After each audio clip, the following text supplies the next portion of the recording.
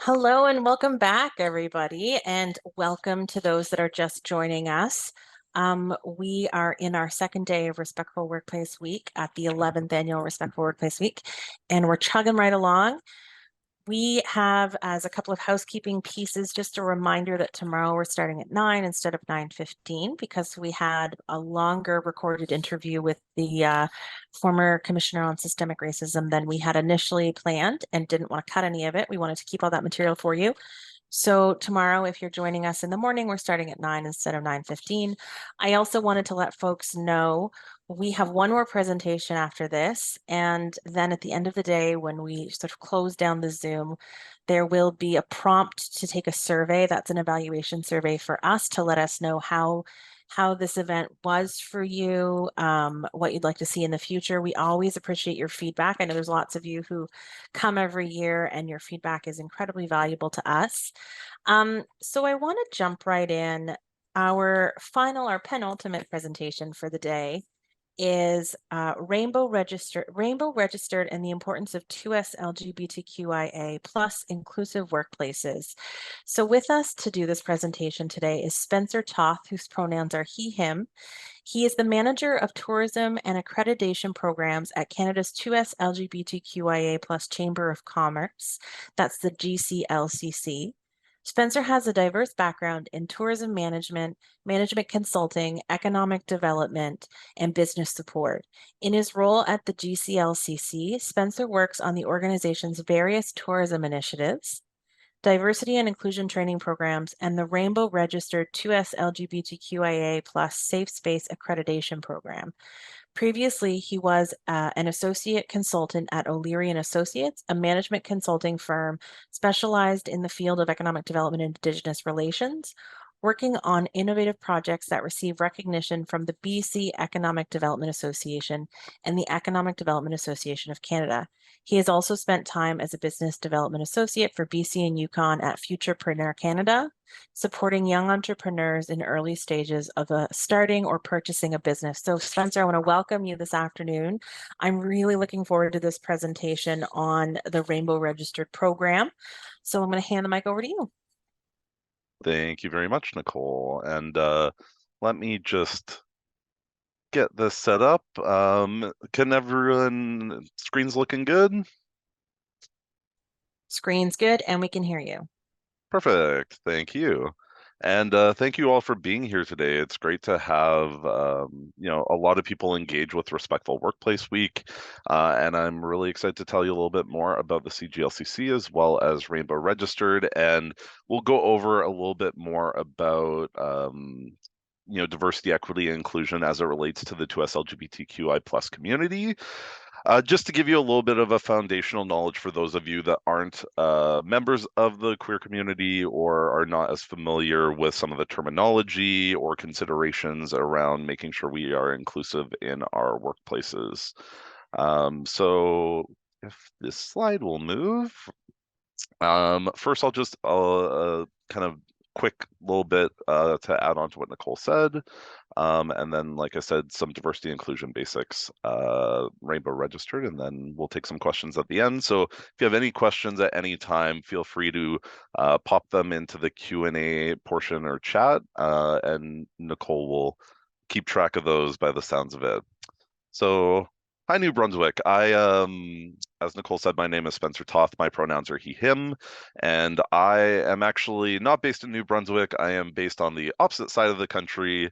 I live in Kamloops, British Columbia, on the traditional Nuncio territory of the Tk'emlúps to Secwépemc, within the Secwépemc Nation's wider ancestral territory of Secwépemc-Kuluk. And I am, as Nicole mentioned, the manager of tourism and accreditation programs with Canada's 2S LGBTQI plus Chamber of Commerce. So the CGLCC, we're celebrating our 20 years this year, and we are a coalition of businesses that are owned by 2S LGBTQI plus individuals or entrepreneurs. We also work closely with corporate members, ally companies, government bodies, various community partners and students and pretty much anyone you can think of that is also interested in how we can make the Canadian economy more inclusive. And so there is some considerations around what it means to be queer in the workplace and what it means to be queer as a business owner or an entrepreneur. And so a lot of the work we do through our programming, advocacy, events, etc., is to make sure that everyone feels they can show up as their true and authentic selves in the workplace, whether they are the business leader or if they are working for an existing business. And just to give a little bit of information on, again, why we exist and kind of that mission, 1 in 40 businesses in Canada are owned by a member of the 2SLGBTQI plus community, and that ultimately amounts to roughly about 28,000 businesses that generate around 1% of Canada's total corporate revenue, or $22 billion annually. And just for some geographical context that's familiar to New Brunswick, there are almost 440,000 employees that are employed by businesses owned by 2SLGBTQI plus people, which is more than the combined populations of the metropolitan region of Moncton, St. John, and Fredericton. So just to put some of that in some context, queer entrepreneurs are also, or queer individuals are more likely to be self-employed, to start their businesses and entrepreneurial journey at a younger age. They're usually more focused on domestic markets and proportionally a little bit less with the export side, though we do help for queer entrepreneurs that are interested in exporting as well. Then, are more likely to engage with, employ, work with, or do frequent on their own personal level, not even with their business, diverse owned businesses. So one of the reasons we exist, like we said, is to make the Canadian economy more inclusive for the 2SLGBTQI plus community. And, based on research, this was done in 2020. This is still an ongoing consideration for members of the queer community because roughly 50% of queer business owners have hidden the fact that they are queer, and that the business is operated by a member of the 2SLGBTQI plus community. 1 in 3 then believe they have lost opportunities through identifying as a member of the 2SLGBTQI plus community. As well, then 3 in 10 have found that they face discrimination due to having 2SLGBTQI plus ownership. So there is still considerations, as much as we like to say that Canada is, one of the most inclusive countries on earth. It was one of the first to legalize same-sex marriage. There has been a lot of support and recognition for queer and trans folk, but there are still barriers to being able to operate a business authentically. So the CGLCC in our work has a few different areas that we focus on. I'm going to be focusing on pillar number 4 there, but just to quickly highlight a little bit more of what we do. We are the certifying body for LGBTQ individuals for supplier diversity initiatives. And for those of you that aren't familiar with supplier diversity, it is really focused on helping underrepresented groups get a seat at the table when it comes to corporate procurement opportunities. So really helping to help diverse-owned businesses get into the supply chain for major corporations. So we do support the certification of LGBTQ-owned businesses that are 51% or more owned, operated, and controlled by members of the community, as well as connect them to roundtable corporate buyer opportunities, a variety of support workshops and whatnot. We also then do global programming. So we do 2SLGBTQI plus trade missions. We just recently did one to Denver, Colorado. We did one earlier this year to London and Vienna. So we do have quite a bit of global partnerships as well with other queer chambers in South America, Europe, Southeast Asia, a little bit of everything all over the place. Our CEO is actually currently down in South America right now on some work with some of our international partners. So that is one other thing that we do. We also have an Out for Business program, which is mentorship for young entrepreneurs that identifies 2SLGBTQI+. And then we have various queer tourism, diversity and inclusion training, and our Rainbow Registered Accreditation program that all fall under my bucket. We also, you might have seen recently announced some funding from the federal government that will support the launch of the world's first 2S LGBTQI+ entrepreneur program that is government supported. So that we'll be sharing a lot more information with, but I will have my contact info on the last slide. So you're welcome to keep in touch, and we'll be sharing more information about that going into the fall here. So just to keep things rolling, I included quite a bit of content in here, so I want to make sure you're getting your value for the time that you're spending on this Wednesday with me. So I just want to go into a little bit about inclusion in the workplace and some of the basics of information about the 2S LGBTQI+ community. And first, we'll just keep it simple and start with the acronym itself, because it is something that can be a bit of a mouthful for some people. Like it's, maybe confusing. What do all the different letters of the acronym mean? So we just want to go over that a little bit to start. So usually when we're talking about back in like the 70s and 80s, it was more common to see the term LGB, lesbian, gay, bisexual. And it was after that, once the 90s hit, where some of the considerations around inclusion, we'll say, were brought into the acronym. Where we're standing right now, it's most common to see 2S LGBTQI+, which we use in our name and is the acronym that the federal government used to refer to the community, though it's also common to add the A as well.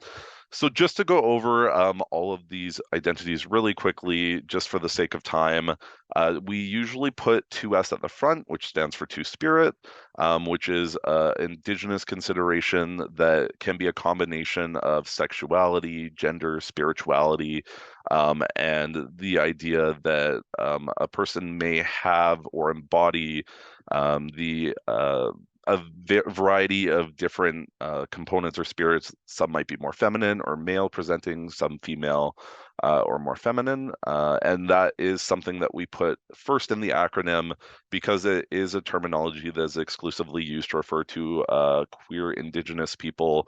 And in the spirit of reconciliation, we do like to center the Indigenous community in the acronym as well. Lesbian women that are attracted to women, gay men that are attracted to men, bisexual may be interested in both men or women, and that is, as we look at the plus and we look at other sexual and gender identities, when we start looking at terms like pansexual, that doesn't necessarily prescribe as much to attraction on a binary male-female lens, that might sometimes factor into considerations there as well. Trans or transgender folks, those that are born or identify as a gender that might not align with their sex assigned at birth. Queer is more of an umbrella term usually. So when I am using queer when I'm talking, it usually is something that I use and many people use interchangeably with the full 2S LGBTQIA+ acronym. But it also can be used to refer to people that are questioning their sexual identity or their gender identity. So there are a few different purposes of some of these letters. Intersex then, usually there is sometimes a variation on how chromosomes, genitalia, and various aspects of our sex or may form. So you may have heard intersex as a consideration that considers how people may be born not as one clear identifiable sex as male or female, as well as asexual or agender, which is usually the absence of sexual attraction or an absence or not prescribing to the idea of a gender spectrum. So agender, you might also hear terms such as like gender queer that might come into play as well. And so the plus is just other additional sexual and gender identities that might not fall under any of those. So just a really quick kind of overview of that. And if any questions about any of those come up, feel free to put them in the chat. We'll answer them at the end there. And then you might have heard of SOGI. It's usually commonly used, at least when I hear it, it's often talked about in the context of education and educating people about sexual orientation and gender identity.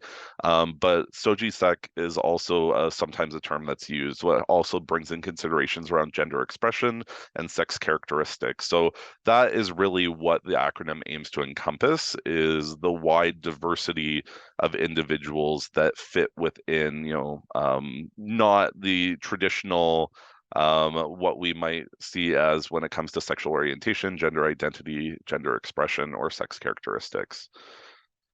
So just for some informational stuff to help set the tone as well, there is estimated about 1 million people in Canada that identify as lesbian, gay, or bisexual.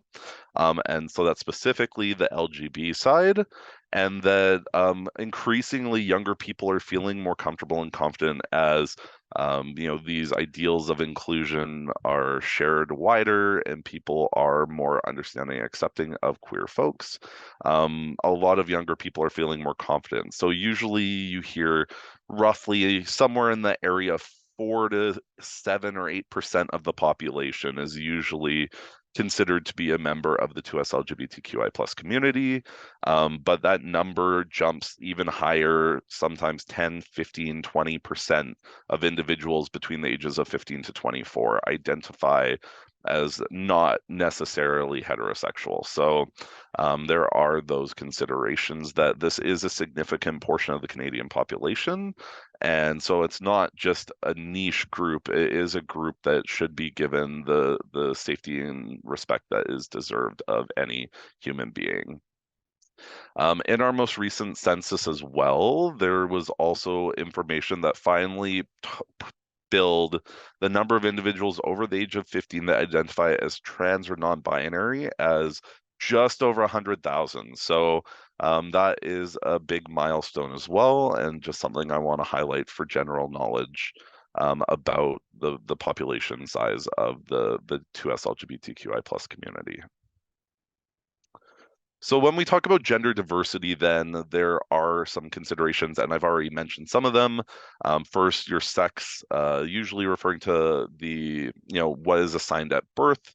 So that's usually done based on genital configuration. So if you're born with a penis, you are male. If you're born with a vagina, you are female. That's usually a very binary system that is done on a biological sense. But of course, as I mentioned earlier, there are considerations for people that may not have the standard genital configuration or that may be intersex. So sex is a biological consideration, but it is very separate from the concept of gender, which is a social construct and is another consideration for how that people choose to identify. And I think that that's something that's really important. So when we talk about gender identity, it's really about someone's personal understanding and the kind of social and lived experiences that help them, I guess, identify with the concept of gender. So that doesn't necessarily align with someone's sex assigned at birth. And so that's usually when you'll hear more about a trans person that might have been born female, but identifies as a male. And so that is something that is a very personal experience when you transition in that. And I will be talking about that on the next few slides. When we talk then about gender expression as opposed to identity, it really is how we express our gender through our mannerisms, through our behaviors, through the way we talk, through our style of dress. There's so many different dimensions of how someone may express their gender, and that can fit in very kind of, we say blue is a men's color and red or pink is more of a women's color. And it's very that's a very binary system of thinking, and gender expression can be anywhere along that kind of binary, or it's usually on a spectrum, right? So gender expression is something that, it can vary quite a bit based on the individual. So you might hear terms such as, non-binary, someone that does not necessarily subscribe to that idea of a binary male female consideration. You might hear the term cisgender, which I am going to affirm is not a slur. Sometimes, there is online discourses on social media and it is becoming a lot more of a heated topic talking about gender and sexuality, which is unfortunate that we're regressing in that way. But cisgender just refers to the fact that you identify your gender is aligned with your sex assigned at birth. So I was born a male, I identify as a male, I am a cisgender gay man. Um, when it comes to talking about trans folks, then someone may be considered more trans feminine, and identify with more the female side of the spectrum of things, or more maybe trans masculine. There is a wide range here on this kind of spectrum of gender identity and gender expression. And so that's really why I want to emphasize here is that there is it's just a lot of considerations around just being respectful of people and how they choose to live their life, and believe people's identity when they tell you who they are.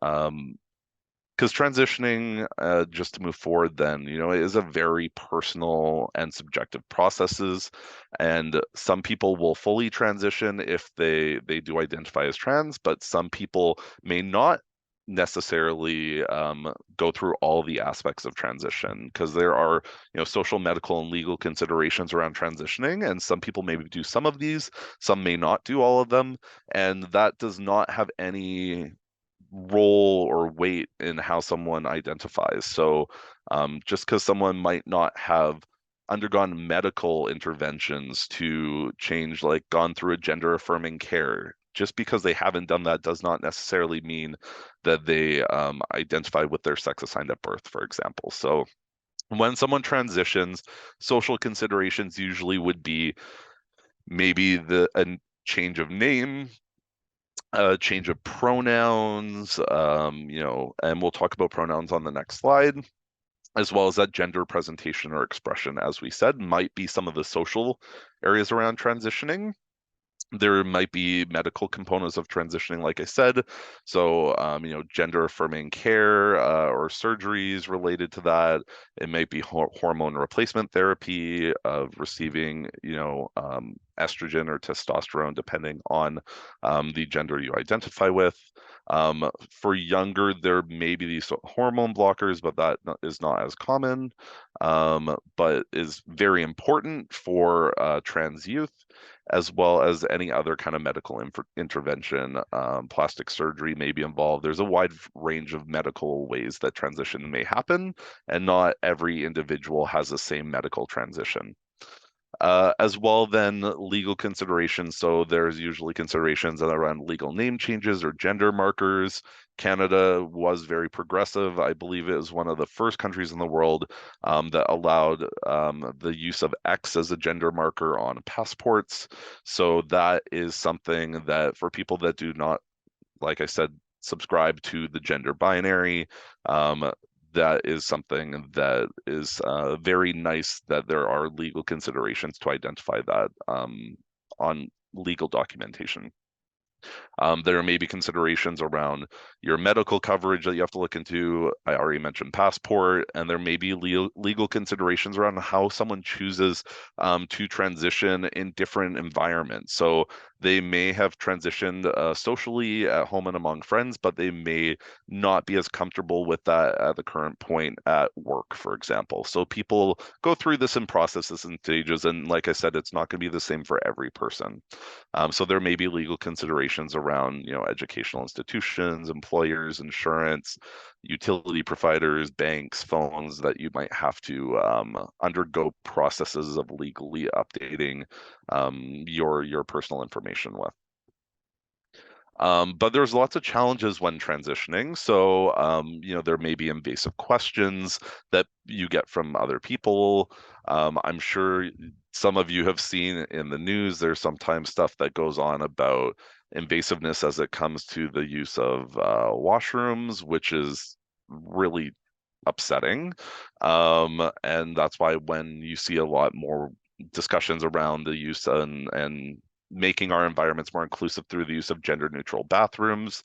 That's something that's important to support those that are trans or non-binary, and provide a more welcoming and supportive environment for all guests, honestly, in your business. But not only invasive questions, but there can be, of course, prejudice, discrimination, harassment, assault, violence that individuals face as they go through this transition process. If there's a lack of resources, affirming support, a lack of social support, even from friends or family, that can have challenges. It can have impacts on someone's mental health, of course, to go through this process. And then there's also, again, a bit of that idea of prejudices, but there's social expectations and certain gender norms that society has that people might have unconscious biases or stereotypes that can play a role in how people have challenges when they transition. And that's what, in talking through these things, we're hoping to break down those barriers so that people that do transition do not have those same challenges that they face when they do so. And then, as we mentioned, access to affirmative care can be challenging, and there can be long wait lists, for example, even in Canada, where access to healthcare is a lot more readily available than some other countries. It can be a time-intensive process and can take quite a bit of time to access. And then, of course, correcting IDs, some legal considerations, documentation can be quite time-consuming and not necessarily the most intuitive and easy to do. So I think ultimately there are different ways that people transition, but really at the end of the day, I really want to highlight this takeaway at the bottom, which is that gender diverse folks do not owe the world a transition. And what we have an idea as transitioning, or what it means to be male and female, or how people perform their gender identity, I mean, throw all of those ideas out the window, honestly. Really, the idea is respecting people's identities and really respecting them, and take people at their word, like it's not something that needs to be complicated. This is something where we just need to be respectful and affirm people's identities. And that will lead to a lot of benefits, as we'll talk later on in this presentation, in a workplace environment, which is what this is about. So to quickly then, I believe after this, we're getting into some of the workplace stuff soon. So just to wrap up this section then, as we talk about names and pronouns, that is an increasing consideration. So as Nicole mentioned when giving my bio, and as I mentioned when I was talking, it's usually a nice way for people to introduce themselves. Hey, my name is Spencer Toth. My pronouns are he, him.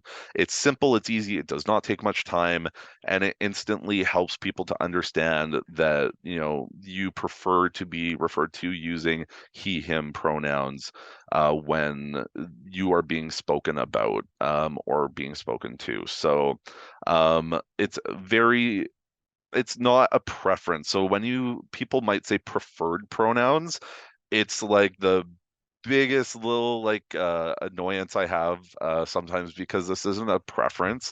This is about respecting someone's identity, and that's not a preference. That is a simple fact of who they are. So trying to get away from using terminology around this being a preference is something that we like to advocate for.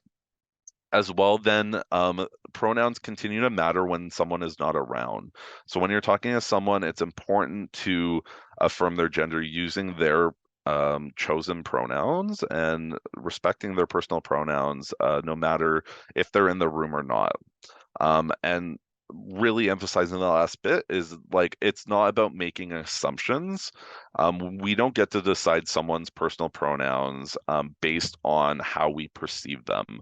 Again, those ideas of biases or a spectrum of gender, or how we might see someone, and like gender roles, and different colors of outfits or styles of clothing, these gender expression, these can all play a way into how we perceive someone. So really looking at how we can dismantle those unconscious biases, and stereotypes or things like that are very important as we do this work to be more inclusive to members of the 2SLGBTQI plus community. So you're probably familiar and have seen people use a lot of these pronouns: she, her, he, him, they, them.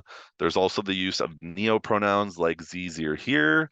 So neopronouns are not as common at all, but some people, especially those that may be genderqueer or agender, sometimes will choose to use neopronouns that align more with how they want to be perceived, based on their personal preferences. So those are just a few examples. There are a few more, but I'd say, 90, 98, 99% of people you come across will usually prescribe to some combination of those four.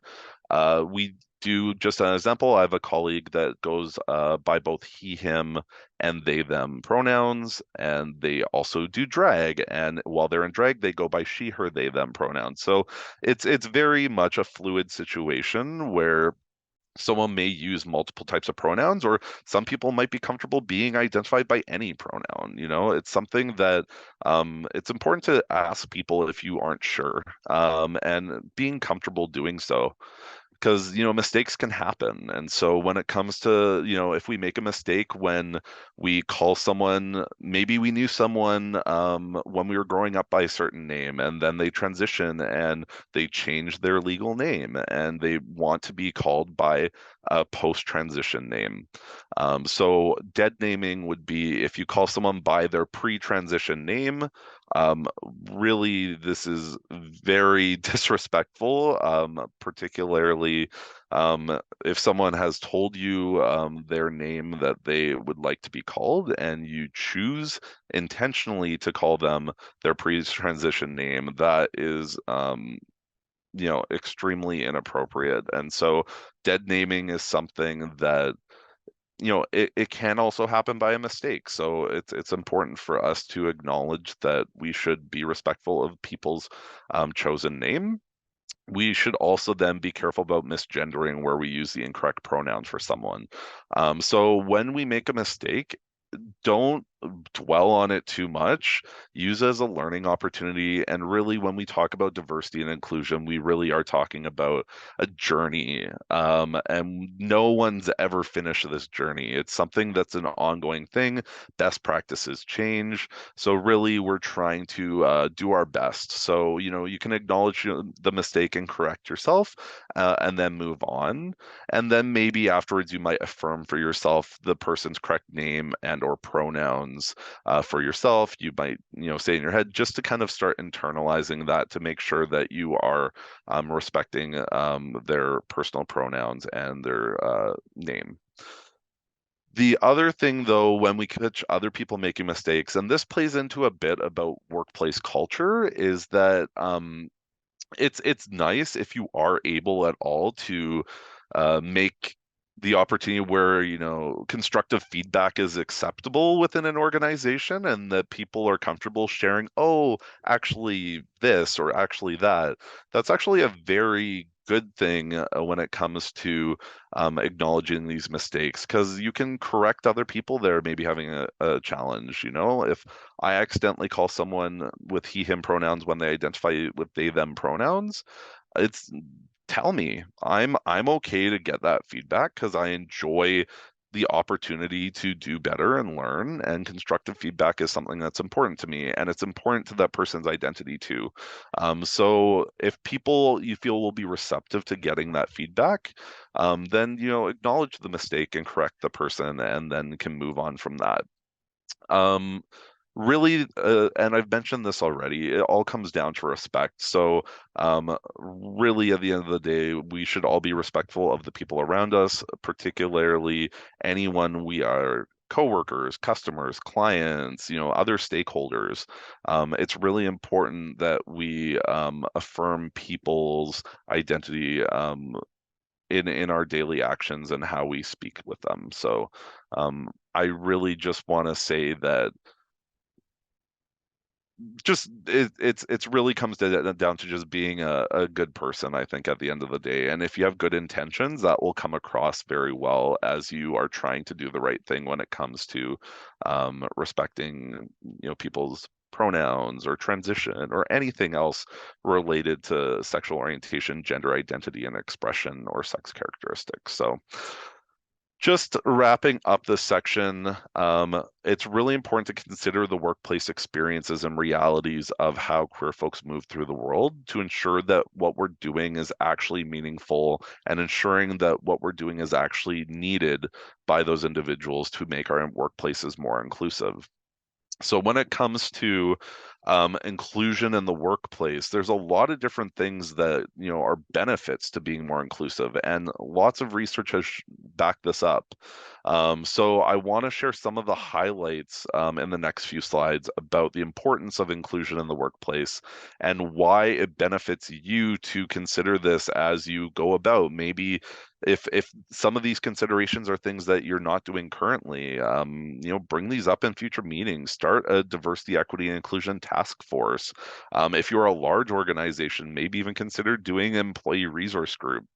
These are things we'll talk about, but as ways to help make that happen. But in terms of the general benefits, there's parallels. So any actions that affirm 2SLGBTQI plus inclusion can also expand broader diversity and inclusion initiatives, be it related to other represented groups, be it women or Black, Indigenous, or persons of color, and how BIPOC people might move through the world. And so when we work on some of these topics around diversity and inclusion, there are some intersectional benefits of the work that we do to support one group and how that can support others. So we do need to look at diversity and inclusion as not just a 2SLGBTQI plus consideration. There are other groups that are deserving of respect and support through what work we do in the workplace.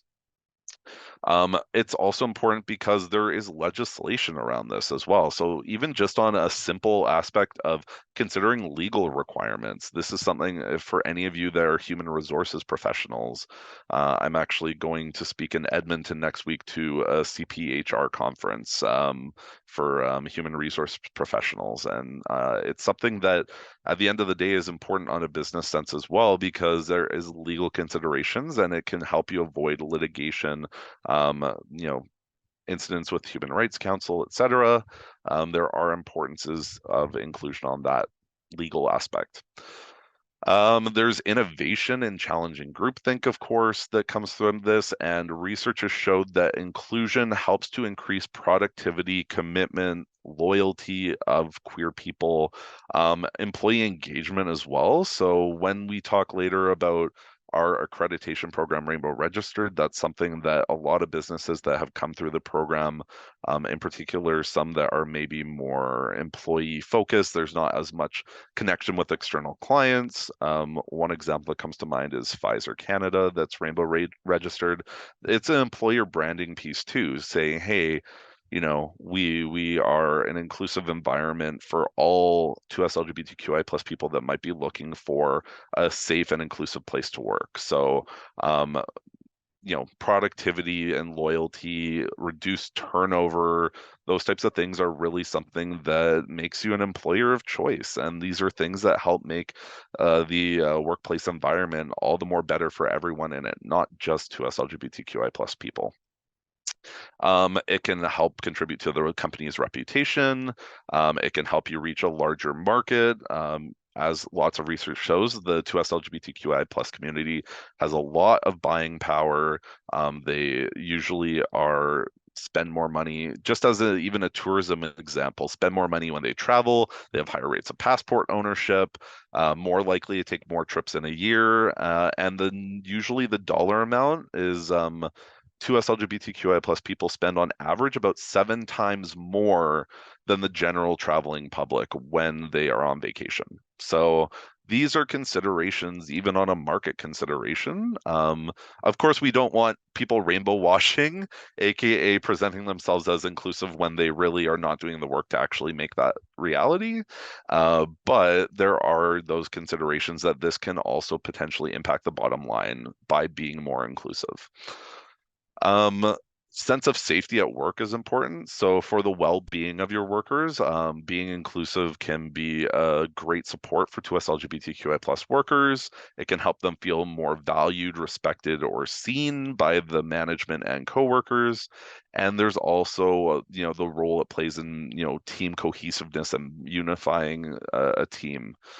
So those are just a few benefits. There's a lot more, but I really want to emphasize that there is importance to this work. It's not just a make work problem where you're just doing something for the sake of doing work. This is stuff that really does have a tangible benefit on organizations. But things that can have challenges with this, outdated or ineffective policies, that is a very important consideration.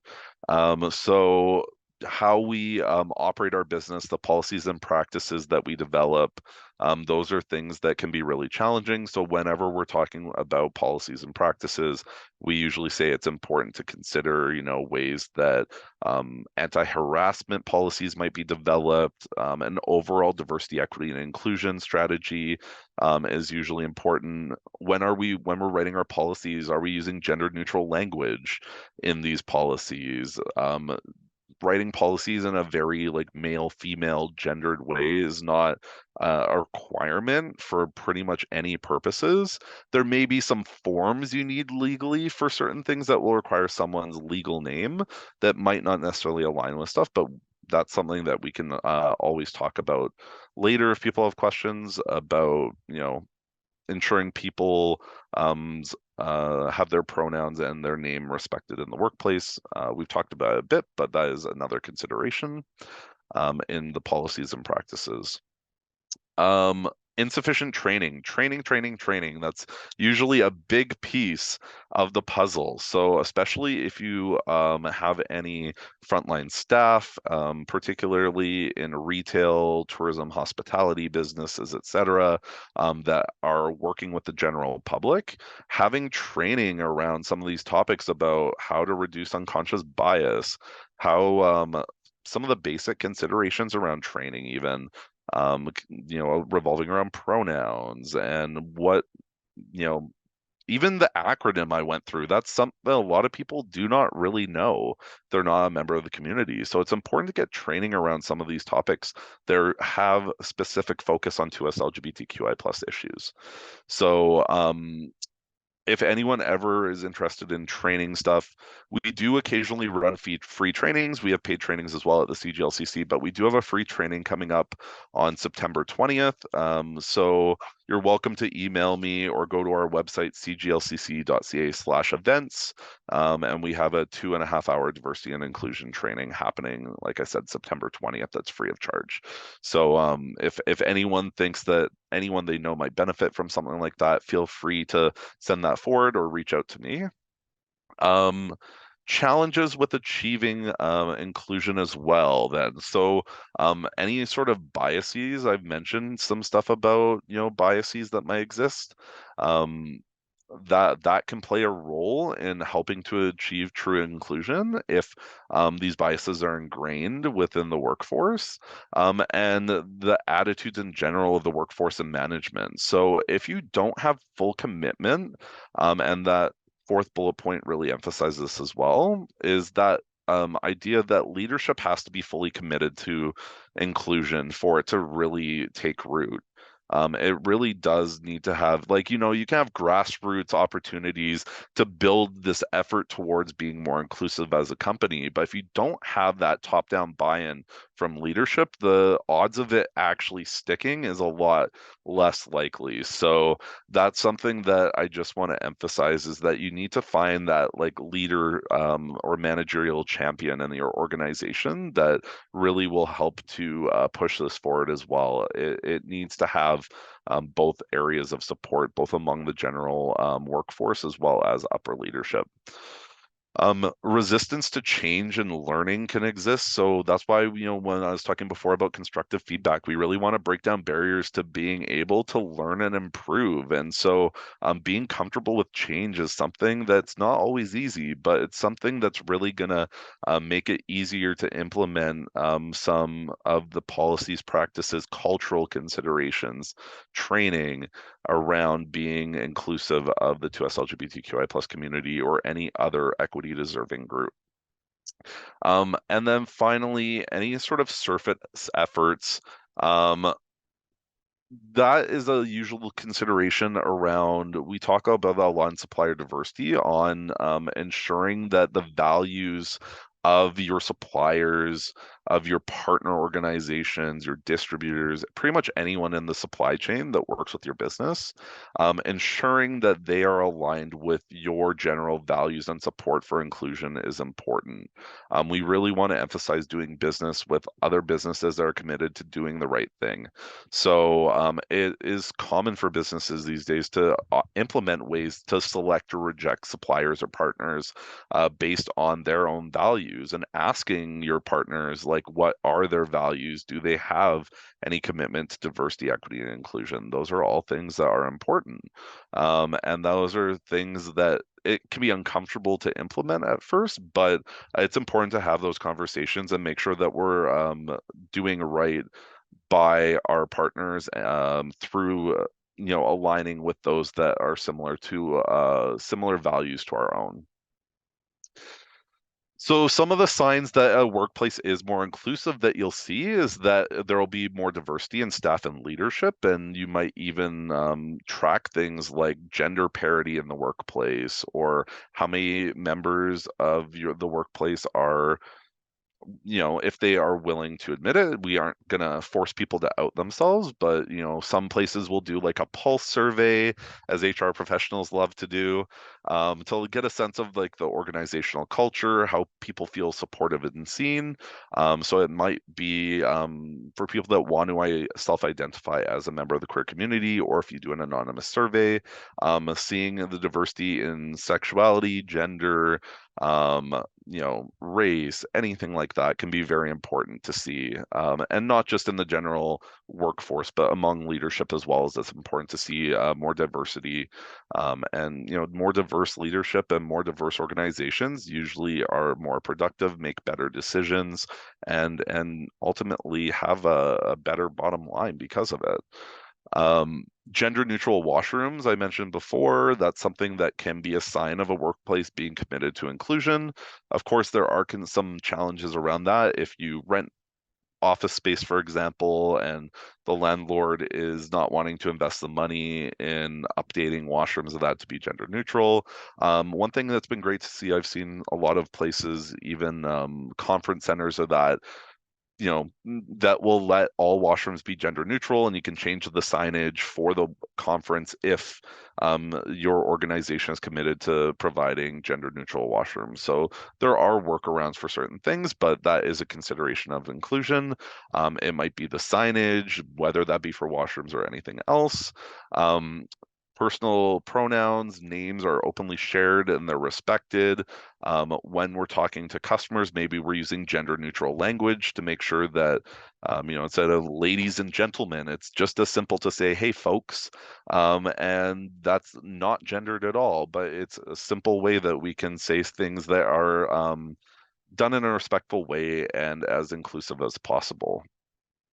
As workplaces can participate in various 2S LGBTQI plus events, they might acknowledge days of significance, like Trans Day of Remembrance, for example, or International Coming Out Day, or various things like that. There are various days of significance that can be acknowledged, and as I said, training is one of the most important things. So regular organizational training on at least an annual basis is usually emphasized for keeping up some of the latest knowledge and information, but having even a introductory training when someone starts that has considerations around inclusion is very important.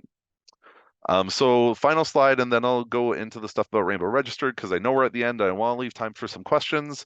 When you're doing your recruitment and selection, one thing that, just as an example of best practices, is that you can have ideas in your recruitment and selection efforts that you want to have a certain amount of proportional representation of 2S LGBTQI plus individuals in your organization.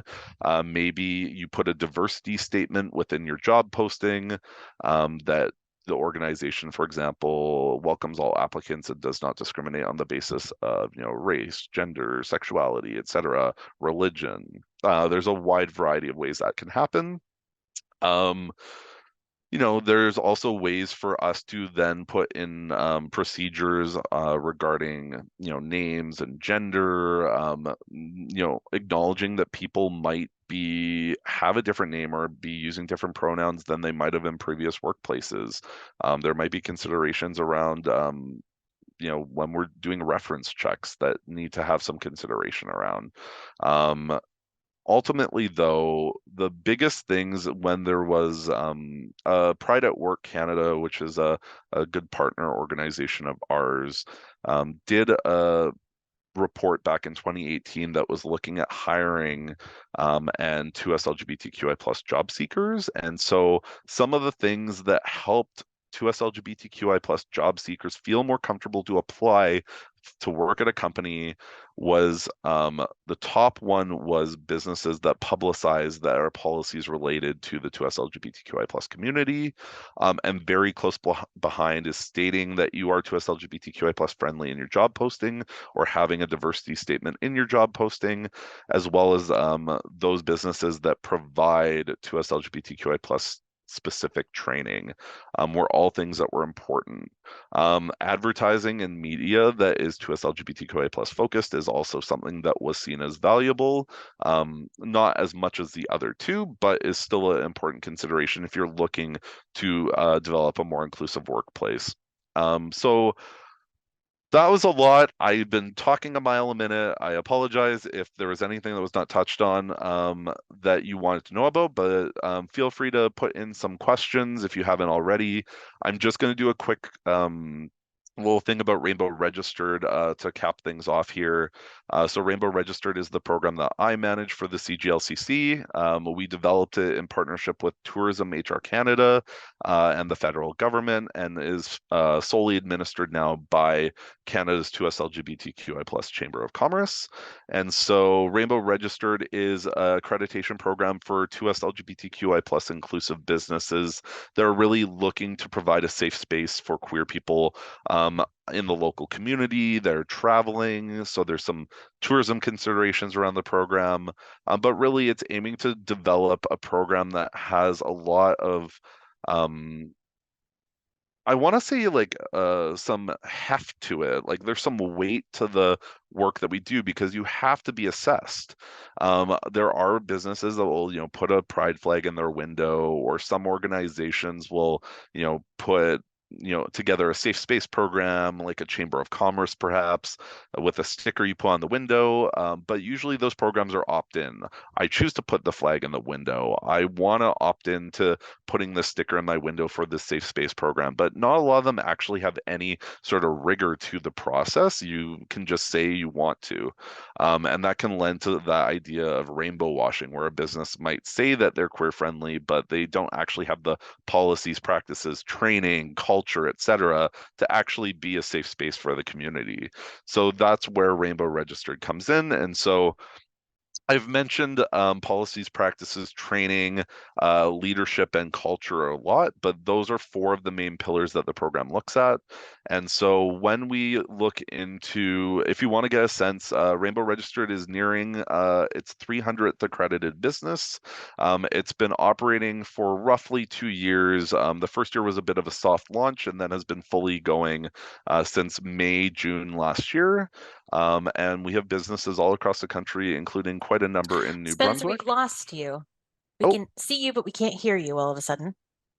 oh, Oh, there we interesting. go. Oh, Sorry, maybe my internet cut out a little bit, Oh, but no, it's, I'm so sorry. It seems to be my internet. So I interrupted you for no reason. I apologize. no worries, Nicole. I also acknowledge there's some questions in there, so I'm going to try to wrap here quickly. But just if you want to get a sense of businesses in your local area or in a place you're going to be visiting or anything that are part of the program, you can go to rainbowregister.ca or arc-en-ciel-officiel.ca. And that is your opportunity to get a sense of the consumer website of the program. We have some influencers that are members of the queer community have done itineraries, they've gone and visited businesses. We have a full map of the country, so feel free to check it out.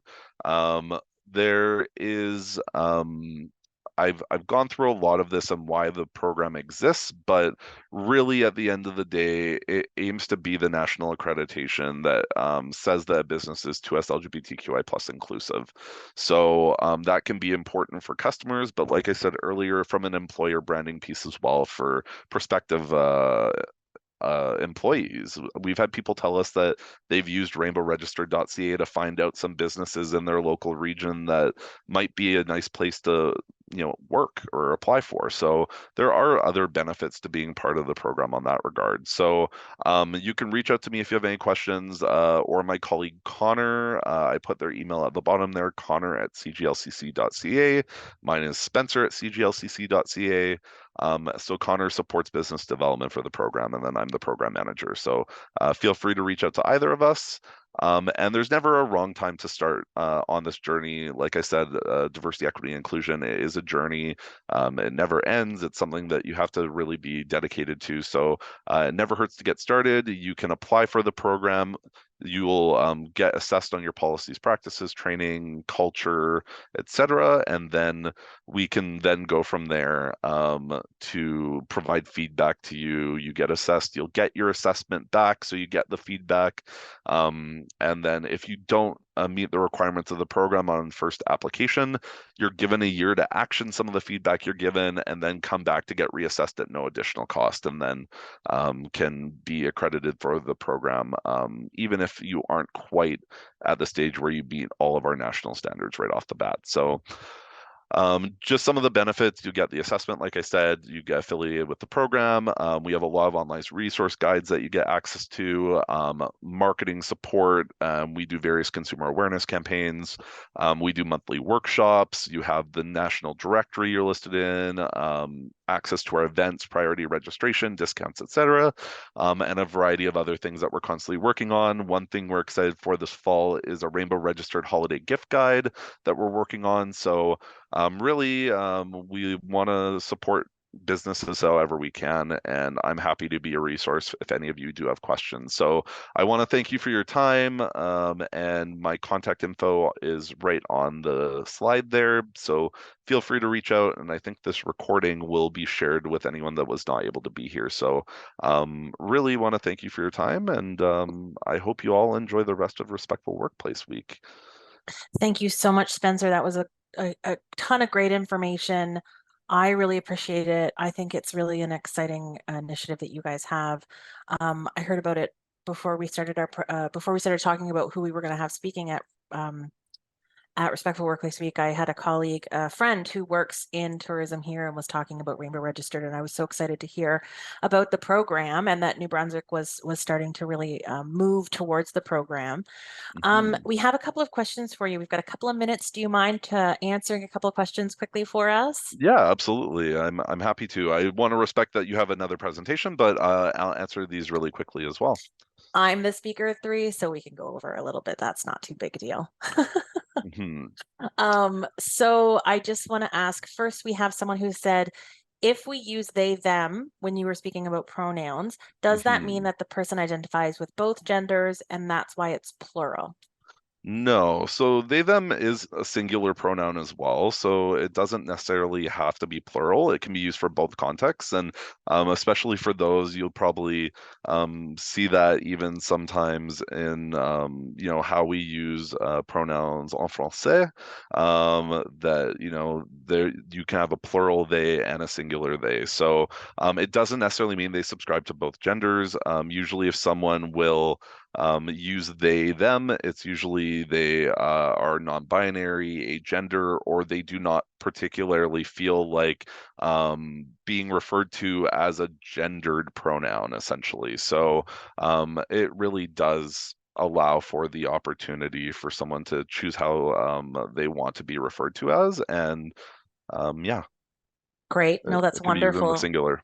No, that's great. Thank you. The other question we have here is one of our attendees has asked, I'm wondering about the legal requirements regarding offering gender neutral washrooms for those who cite construction costs, etc. Wondering what the best response to that is. Hmm. So, as far as I'm aware, I have not encountered any specific legal requirements in Canada that require gender neutral washrooms. There might be some local considerations depending on your municipality in terms of, when it comes to like zoning and some of the kind of engineering side of when you're developing a building. I'm not personally familiar with any directly, but I will say for those that cite the construction costs, it is a consideration, absolutely, but I think that it's really important to say, how do we design our space to be the best, that meets the needs of all the people in here? And sometimes that might be, we spend all this amount of money on making our washrooms look nice and making, our kitchen state of the art if we're a restaurant and all of these things, which is great. And especially the kitchen, if you're a restaurant, that's like your critical equipment. But I think it's important to acknowledge that, for a lot of people, they will feel more comfortable in your space if it's designed in a way that is the most inclusive. And so a lot of businesses are just naturally doing that. As an example, I was in Calgary this weekend for Calgary Pride, and one of the breweries I went to while I was in town had, 8 gender neutral washrooms. They were individual stalls, and I'm seeing that a lot at breweries, especially, are leading away with that a lot these days. And restaurants are slowly catching up. But it's something that is really easy to just do individual Hmm. stalled ones in a hallway, for example. Um, and it's usually not significantly more effort to do so, but again, that's usually if you don't have a pre-constructed bathroom. But so I hope that helps a little bit. Feel free to email me. I'm happy to look into some more information as well to see Hmm. if there is any other legal considerations. But like I said, I have not encountered in my work in this space any particular legal requirements that force a company to Hmm. have gender neutral washrooms. Thank you for answering that, Spencer, and for offering up your email if anyone wants to contact you, that questioner or anyone else with other questions or that question specifically. I really was intrigued by what you said about, when you go to a conference and maybe it's, the CGLCC who's putting the conference on, and then the conference organizers allow you to change their signage on their washrooms. I think that's really exciting. That's a really interesting way of managing that issue. I know Yeah. that might not work in everyone's workplace, but it does provide for a really interesting way of saying the spaces exist. Let's just change the designation of those spaces. Absolutely. And we just did our annual summit in June in Kingston, and that was one of the things that the hotel was very supportive of. And our marketing manager just designed up a quick gender neutral sign, and we put them over top of the existing signage, and people were welcome to use whichever washrooms that they wish to use, and whether that's the one that had urinals and stalls or the one that just had stalls, it was everyone's personal choice. And so yeah, it's something that can be done on an easier way. It doesn't necessarily have to be intense construction or that. Hmm. And yeah, there's a lot of moral panic that sometimes come up around washroom use and that, and the reality is that a lot of the fears around that are not valid, and no amount of research or studies in the world support that. So I think it's something that we do just have to consider in how we design spaces to be the most inclusive, and just do our best at the end of the day. If we do have the opportunity to implement those, then hey, it's not that bad to do the right thing, right? And it sounds like there's lots of organizations out there that can help businesses get ideas for how to do that. If your group, if the CGLCC doesn't have the answer, you know partners who are going to be able to help people answer those questions. Absolutely. So yeah, definitely feel free to get in touch if you do have any follow-up questions. And yeah, I hope that everyone found the presentation useful and you enjoy the rest of the presentations today. Thank you so much. That's been really great, Spencer. Thank you so much for joining us all the way from BC. We really appreciate it.